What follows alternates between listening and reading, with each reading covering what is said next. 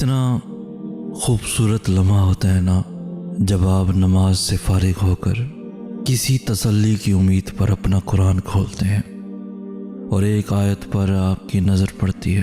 تھوڑی دیر پہلے تھمنے والے آنسو پھر سے بہنے لگتے ہیں، جس وجہ سے آپ جائے نماز پر تکلیف میں اپنے اللہ کے سامنے روئے تھے.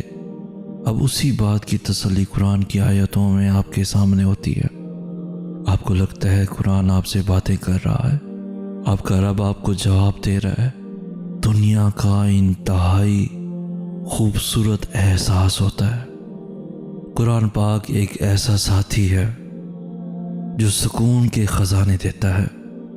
عزتیں انسان کا مقدر بن جاتی ہیں، انسان سے ایسا گناہ چھڑوا دیتا ہے جو اس کے لیے چھوڑنا بہت مشکل ہوتا ہے. دل نرم ہو جاتا ہے کہ حق بات قبول کرنے والا دل مل جاتا ہے. انسان کے اعمال، افکار، سب لفظ اللہ سے شروع ہوتے ہیں اور لفظ اللہ پر ہی آخر ہونے لگتے ہیں. صرف یہاں تک ہی نہیں، انسان کو ماضی کا متضاد بنا دیتا ہے. جب ہم تنہا ہوتے ہیں نا تب ہمارے پاس دو راستے ہوتے ہیں، ایک نفس کی بات مان لیں یا پھر اللہ کی. تنہائی میں ہم گناہ بھی کر سکتے ہیں یا عبادت بھی. ہم تھوڑی دیر کی لذت بھی پا سکتے ہیں یا ذکر اللہ سے سکون بھی. ہم کسی گناہ کے لیے بھی رو سکتے یا پھر اللہ کی یاد میں بھی آنسو بہا سکتے ہیں. ہمیں لگتا ہے کہ ہم اکیلے ہیں، مگر وہ ذات تو دیکھ رہی ہے نا. اس خالق کو پتہ ہے کون تنہائیوں کو گناہ سے بھر رہا اور کون نیکیوں سے بھر رہا، کون اس کی ناراضگیاں مول لے رہا اور کون رضا مانگ رہا، کون اللہ کے سامنے کھڑے ہونے سے ڈر رہا اور کون نہیں. ایک بزرگ کہتے تھے کہ اگر اپنا ایمان کا لیول چیک کرنا ہے تو اپنی تنہائیوں کو دیکھو کہ کیا کر رہے ہو. تنہائی پاک کر لو تو اللہ کی محبت اور رضا پالو گے. دنیا کا نہ ملنا، محبتوں کا کھو جانا، لوگوں کا بدل جانا، یہ سب اب میرے لیے معنی نہیں رکھتا، کیونکہ مجھے اللہ تعالیٰ نے اپنی محبت سے نواز دیا ہے. الحمدللہ میں نے مومن بننے کا سفر چنا ہے. مومن ایک ایسا درخت ہوتا ہے جو ہمیشہ گھنا رہتا ہے، ہر موسم میں فائدہ دینے والا ہوتا ہے. پھر چاہے لوگ بدل جائیں، اس کا دل دکھائیں یا زندگی میں آئیں یا جائیں، ان سب سے اسے مطلب نہیں ہوتا. جو دین کے طالب علم ہوتے ہیں ان پر ایک خاص رنگ ہوتا ہے، اللہ کا رنگ.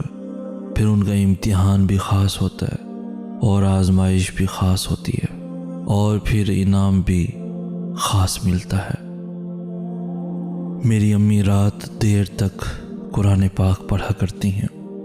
میں سوچتا تھا کہ امی رات بھر بغیر کسی تھکن و پریشانی کے قرآن پاک کیسے پڑھ لیا کرتی ہیں. لیکن میں نے جب ان لوگوں کو دیکھا جو رات بھر موبائل میں مشغول رہتے ہیں تو میرا تعجب دور ہو گیا اور میں جان گیا کہ جب دل کسی چیز سے محبت کر بیٹھتا ہے تو وہ چیز آسان ہو جاتی ہے. انسان کی فطرت ہے کہ اس کا دل بھر جاتا ہے. لوگ اس کے دل سے اتر جاتے ہیں یا پھر دل سے نکال دیے جاتے ہیں.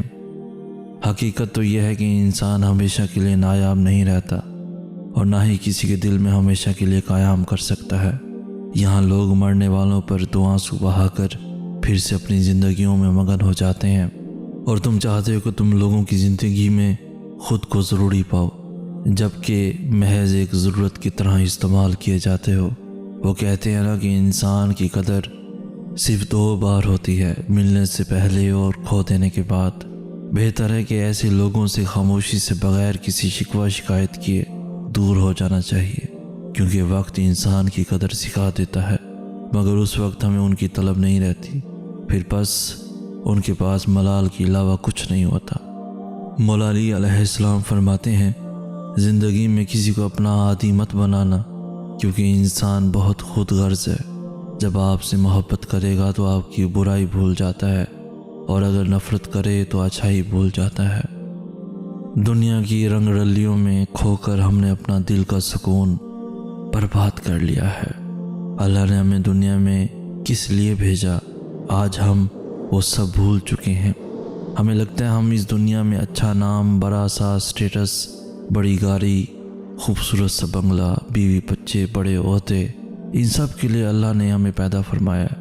تو سب سے بڑی غلطی یہی ہے کہ ہم اپنے مقصد کو بھلا کر ان چیزوں میں کھو بیٹھے ہیں۔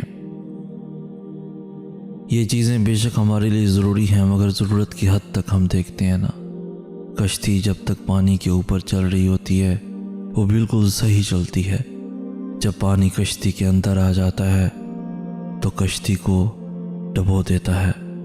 اسی طریقے سے جب ہمارے اندر دنیاوی چیزوں کی محبت حد سے زیادہ اتر جائے تو ہماری زندگی تلخ ہو جاتی ہے۔ ہمارا دنیا میں آنے کا مقصد اللہ کو راضی کرنے کا ہے۔ رونے سے انسان کمزور ہو جاتا ہے کیا؟ لوگوں میں مذاق بن جاتا ہے۔ رونے سے تو حالات نہیں بدلتے پیارے۔ اور بہت سے ایسے تانے اور فضول باتیں سنو، انسان اپنے جذبات دل میں دفن کر کے تو اندر سے ختم ہو جاتا ہے۔ دل پہ اتنا بوجھ کیسے اٹھائے پھرتے ہو ایسے؟ رو دینے سے یا دل کی بات زبان پر لے آنے سے دلی سکون تو مل جاتا ہے نا۔ ویسے دل اتنا بوجھ برداشت کر بھی جائے تو یوں دل برداشتہ ہو کر انسان رو ہی دیتا ہے، کیونکہ آنکھیں تو اس بات پر ساتھ نہیں دیتی۔ انسان میں احساس باقی نہیں رہتا، وہ سخت جان بن جاتا ہے۔ اور جس انسان میں دوسروں کا احساس نہ ہو وہ در حقیقت انسان نہیں ہوتا۔ لوگوں کو اس بات کا کبھی اندازہ نہیں ہو سکتا کہ آپ کے دل پہ کیا گزر رہی ہے، مگر اللہ تو اشارت سے بھی زیادہ قریب ہے۔ بس وہ آپ کی زبانی دل کا حال سننا چاہتا ہے۔ دل کا بوجھ اللہ کی بارگاہ میں رونے سے ہلکا ہو جاتا ہے۔ نہ وہ ماضی کا تانا دیتا ہے اور نہ ہی بعد میں ملال ہوتا ہے، مگر دل کو سکون حاصل ہو جاتا ہے۔ کبھی کبھی میرا دل کرتا ہے میں لوگوں کو پکڑ پکڑ کر اللہ تعالیٰ کے پاس لے جاؤں، میں انہیں بتاؤں کہ وہ کتنی محبت کرتا ہے اپنے لوگوں سے۔ وہ کہتا ہے آؤ تو صحیح، لیکن ہم جاتے نہیں۔ وہ کہہ رہا ہے مجھ سے مانگو تو صحیح، ہم مانگتے ہی نہیں۔ کیسا پاگل پن ہے بھلا یہ، وہ جو ہر چیز پر قادر ہے۔ وہ کہہ رہا ہے مانگو مجھ سے میں دوں گا۔ کیسے بدبخت ہیں ہم، دنیا سے مانگنے لگ جاتے ہیں جبکہ دنیا والے دے کر احسان جتلاتے ہیں۔